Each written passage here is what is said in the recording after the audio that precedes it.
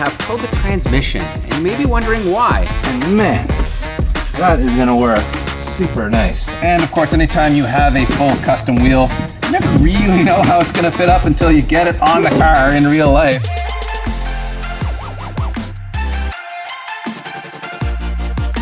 I know you guys want to get right to the big wheel reveal, and we will get to that before the end of this video, but first we've got a bunch of work to do on the car, starting with installing a dash cam from the sponsor of today's video, 70mi. With its cutting-edge Sony Starvis 2 IMX675 sensor, the 70mi A510 dash cam provides ultra-high definition video with superior night vision and HDR capabilities, but what really makes it a standout for us are a few features you won't find on any other dash cams.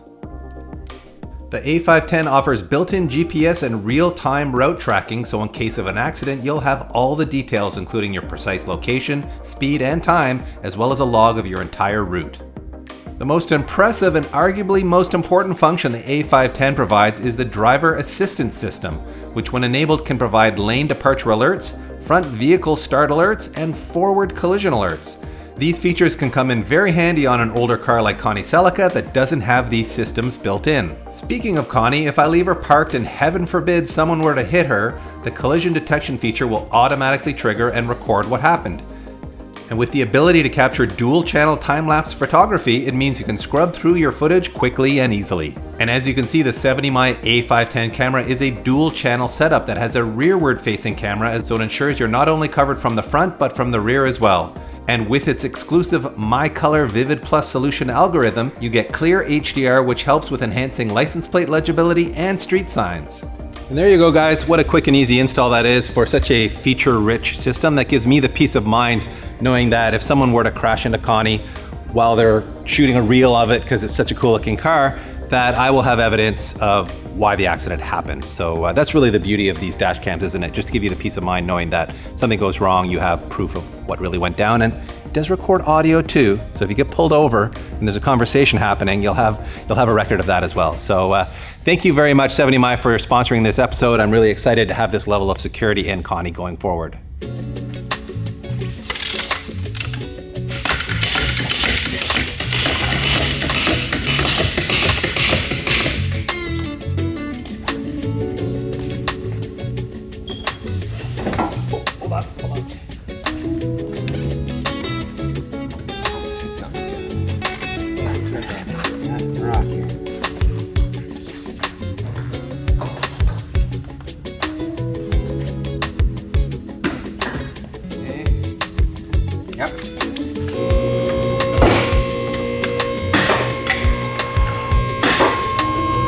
First point of business is to deal with the noisy rear end in Connie. As you would have seen in the previous series, it has a lot of gear whine, and that's because we couldn't quite get the pattern correct on coasting and on decel.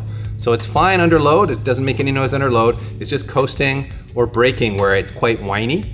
And we tried to fix that by reshimming it and resetting the preload and all of that, but we couldn't get it quiet, and we were told that the only way to fix it is a brand new ring and pinion. So turns out you can buy a brand new ring and pinion gear from Toyota through their Heritage Parts program. We sourced this from Battle Garage Racing Service, and they're semi-affordable considering this is a part designed for an A86. And I also got a complete rebuild kit from Battle Garage, including that solid rear pinion spacer, new bearings, new seals, new nut.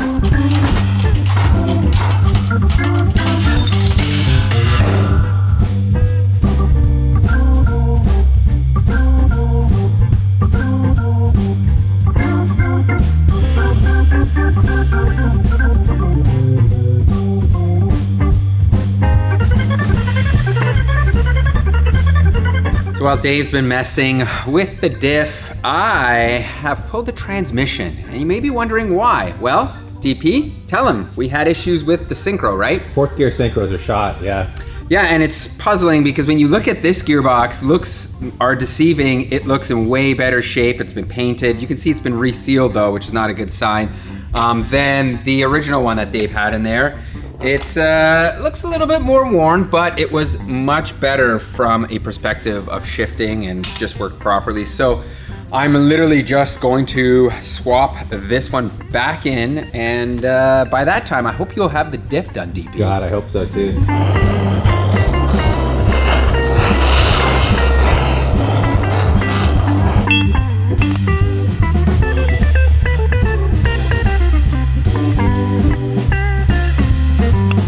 In the time it's taken me to swap the transmission, DP is still working on this diff. I am. The diff is difficult, Peter. That stuff was easy. That was child's play. This is not our area of expertise. Even though we've done it a few times before, it's still a slow, frustrating job that we're just not that confident in. So I'm taking my time, trying to do it right. We're getting there though. I've got the pinion preload set, working on the backlash now, then we'll check the pattern and pray to God that it's half decent. So okay, well, if that's the case, DP, what should I do next here? Connie's just sitting here. I'm not gonna continue to suffer with you with this diff, so yeah. What can I get done before you get the diff done? Well, you're good with wrenches. How about we swap the rear springs? I've got a 3K eye-box spring to swap in to soften from those 4K, just to try to make the car a little bit nicer riding on the street. So let's start there. Eye-box springs are in place, and DP, you're done, right? You're done? Hey. Done. I was done, and then the pinion depth wasn't correct. So I'm fixed the pinion depth, or at least I added pinion depth thickness to get me closer, but it changed the preload, so I'm back to chasing preload again. Oh no. And round and round and round we go here. So. Okay, well at this point I'm taking a break. Progress is progressing here. We have new bearings in there, and I am in spec on the backlash. I'm going from -5 to 13, which is 18 total, which is right on spec, which is I think 15 to 18 mil. So, or 0.018 mil. So that is in spec for backlash. Now we just need to check our gear pattern to make sure it's still good. And I'm praying, DP. I'm praying. If it is, we got a winner here, folks. We got a winner. Okay. So I'm just giving this some resistance here. I'm rolling the gear through the pinion, trying to simulate load here with my right hand on the tail shaft, and then we'll do the coast side in the other direction, and then we will get a look at our pattern. So this is the coast side. You can see it's quite well centered, and it's pretty deep in there. Might be, a little bit toward the heel, but overall it's not a bad sign. And the coast side is the less important side anyway. That's just when you're coasting or decelerating. The acceleration side here, the convex side of the gear, is nice and deep and really quite well centered. Also a little bit toward the heel, but it's the depth on the teeth that matters more than the heel-toe orientation. So I'm calling this one a win, everybody. Yes, thank goodness. How much time we got into this, DP? Well, why don't we tell everybody the transparency of this? Close to 8 hours. 8 hours. Yeah. My goodness. Yeah. And is crazy. Honestly, that's probably not unusual for a relative noob to spend that much time doing this job. It's a tedious job. If you took it to a pro, you could probably knock it out in 2 or 3 hours. But anyway, it's fun if you like to torture yourself. So I recommend it to everybody.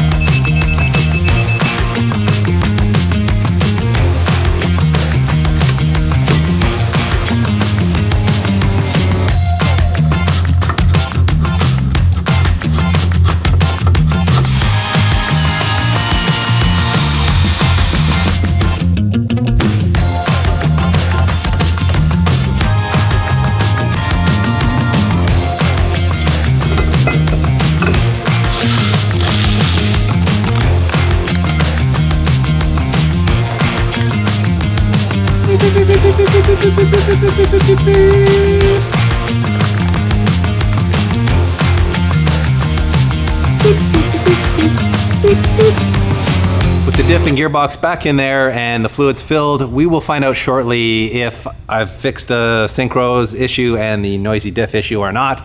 I hope so. I hope so too, because otherwise that was a lot of work for nothing. But we are moving on to what is a very exciting and I think not unsubstantial project, and that is installing this Radium Engineering fuel cell and surge tank setup in the spare wheel well area of the trunk of Connie here. And the reason for that, as I've explained off the top, is that the OE tank has literally zero baffling in it, and it fuel starves really badly below a half tank, which, you know what, if I'm just cruising around in this car and I'm never pulling any G's in the corners, then who cares? But every time I'm on an on-ramp or an off-ramp and I want to have a little bit of fun, I hit fuel starve and I hate it. So this is a great solution for that, but it also adds a bunch of safety and obviously gives you a lot of flexibility in terms of your fuel pump setups. So if I ever go turbo on this car, it'll be really easy to go to like a dual pump setup. It's a very flexible setup. Time for the old tank to come out. And luckily, I had the foresight of not filling this recently, so it's not overflowing, but it actually still feels like it's maybe half tank, which I didn't know because our fuel gauge doesn't work. So that's another thing we're gonna fix with this Radium setup. With the stock tank out of the trunk, you can see that we've got lots of room, but what we have to do is remove the mounting bracket here for this spare wheel and tire. So I'm just gonna use this little rigid cutting disc here and cut her off.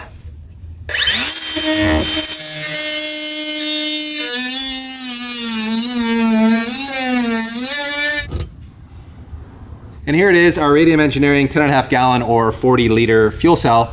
And as you can see, that yellow foam in there is like an anti-slosh foam, so it prevents the fuel from sloshing around in there. And that green layer you see up near the top, that is a bladder. It's a polymer bladder, which is really the safety feature of a fuel cell like this. It's puncture resistant, it's resistant to all types of fuels, and of course it's in this lightweight aluminum housing to protect that bladder. But as you can see from that badge on the middle there, it is SFI and FIA certified. So this is a motorsports grade fuel cell. It's still very legal for the street. Totally. Let's just make that clear. Totally right? legal for the street, and in fact it's much safer than a standard fuel tank, especially one from the 70s that's bolted to the rear seats where you would have your children sitting mere inches away. So this is a huge safety upgrade. Typically when installing a fuel cell, mounting it in there securely and safely is a bit of a DIY challenge, although Radium does sell weld-in kits for their big square or rectangular fuel cells. It's just one of many types of fuel cells they make. But for this spare wheel well style, they actually make this really ingenious bracket system.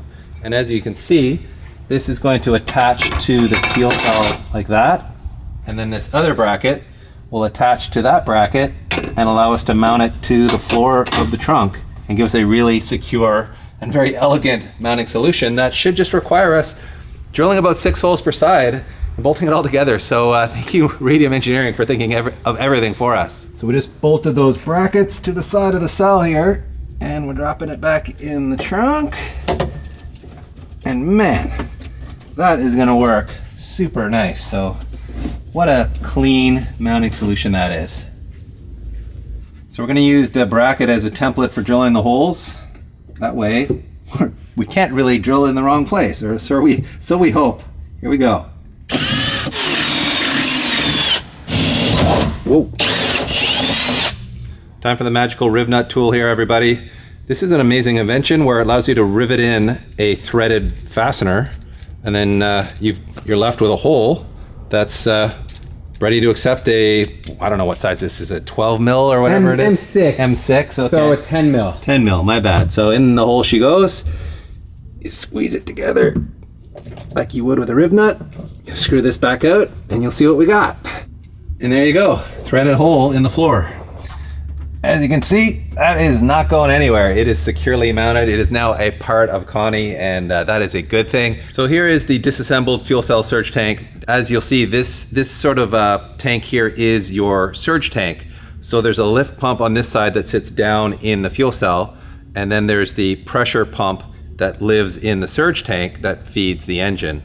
So the lift tank, or the lift pump, keeps the surge tank full all the time, right to the brim, and then if fuel sloshes around a bit, there's enough fuel in the surge tank that the pressure pump never starves for fuel. So this prevents any kind of fuel starvation issues due to fuel sloshing around in the tank.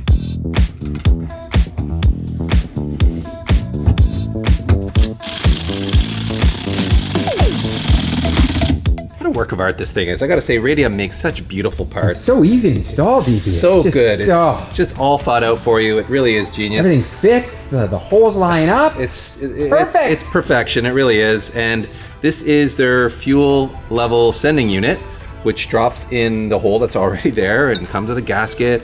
Comes with this nice 2-wire Deutsch connector. So we have a single wire that used to feed the OE sender, so we'll have to figure out how to wire it in. But if that's our biggest problem, we're doing pretty well here, everybody. So as you can see, it just drops in the tank like this. It's a float style sending unit, and we'll figure out the wiring on that end and we'll be good to go. Moving on to the fuel filter and regulator setup, we're sticking with the exact same C5 Corvette setup that we ran with the stock fuel tank, but we have relocated it down here by the fuel cell just to make the fuel lines easier and cleaner to route. The original feed line from the pressure regulator to the engine was actually long enough that we could just run it down here. We didn't have to do anything. We didn't have to modify it. So we got lucky on that. Just tightening down the last fitting here. We whipped up these lines with some parts out of the stash from Vibrant Performance. And you can see we even used a nice little spacer here to make it look nice and tidy. So this is obviously the feed line from the pump into the regulator and return system.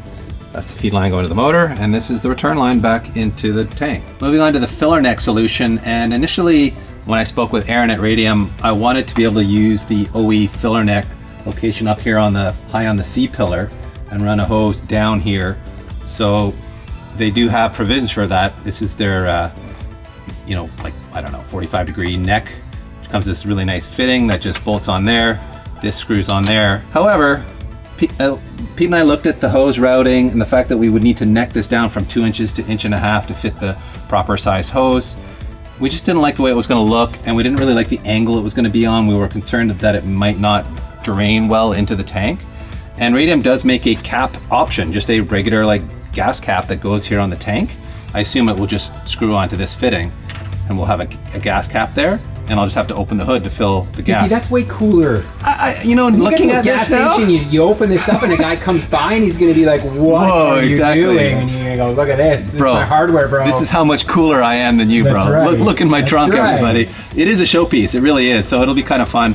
They even make carbon fiber lids for their rectangular or square tanks. I don't know if they make one for this or not, but it's tempting now to get the carbon lid because when I'm opening this at the gas station, it would add even more bling. I know how much you guys love to watch people wire stuff on the internet, and sadly, I've robbed you of that beautiful videography and just did this off camera because, well, the truth of the matter is this is a very simple setup for wiring. Basically, you want to have 2 relays that power each individual pump, and they need to be 30 amps. The wiring is super simple. There's like a ton of tutorials how to do this, so we kind of skipped it in the effort of trying to get things done quickly. And this is the trigger wire. So now we are going to see if everything works here. Well, you can see we do have power. So I have wired this up properly. We'll put that back in there. We are waiting for the gas cap still and a fitting for the vent tube, but otherwise this thing is complete at this point, DP. And here, of course, is our old wheel and tire setup. These are work equipped 40s, and they were wrapped in a 205 5015 Continental Extreme Compact Sport O2s, a really nice grippy summer tire. These are, by the way, a 15x9 -3, but then we were running like a 20 mil spacer in the front and a 25 mil spacer in the rear to try to fill up these custom fender flares. However, ultimately I didn't like the amount of stretch we had on these cosmetically, and I really wanted sort of a beefier looking setup. So that's why we've changed up the wheel and tire package. Anyway, for you equipped 40 guys out there, I made this choice not because I dislike those. I think that's a beautiful wheel, but I wanted something unique and special for Connie because she is unique and special, at least to me. And so we went to our friend Dan at Augment Wheel Company, who we featured on the channel before. He can make anything. You give him a dream wheel setup and he can make it for you, fully forged. This is a 3-piece forged wheel with hardware that comes in from the backside. And the design, for those of you who are wondering why it's got a TRD center cap, this is inspired by the TRD Tosco wheel design. It is not a replica by any means, but this center portion is similar in design to a Tosco. But I just thought, let's pay homage to that wheel design. It was run on first gen Celicas as like a rally car or racing wheel. So that's what kind of inspired this idea. And I wanted to step up to a bigger wheel and tire package. So this is a 225 4515 in Continental's Extreme Contact Force tire, a stickier 200 treadwear tire. And you can see it's much squarer or less stretched on this 15x9 minus 28 offset front wheel. And of course, anytime you have a full custom wheel, you never really know how it's gonna fit up until you get it on the car in real life. There you go, it looks promising, but whew, it is aggressive, everybody. So, however, it's the weekend. I gotta get out of here. So you guys, and me too, are gonna have to wait till the next episode to see this car in all its glory on these beautiful wheel and tires, to see how beefy they look in there, and to see if we have to do any clearancing of fenders or wheel well work or anything like that. And of course, we're gonna take it to the dyno because the car needs to be retuned because of those spacers that we put underneath our Panic-made ITBs. We're gonna make a bunch of power, I hope. The car's gonna look amazing. It's gonna be finally the perfect spec and I'll never have to monkey with it again, right guys? Probably not, but in any case, thank you very much for watching and stay tuned in the next one where this is gonna get really exciting.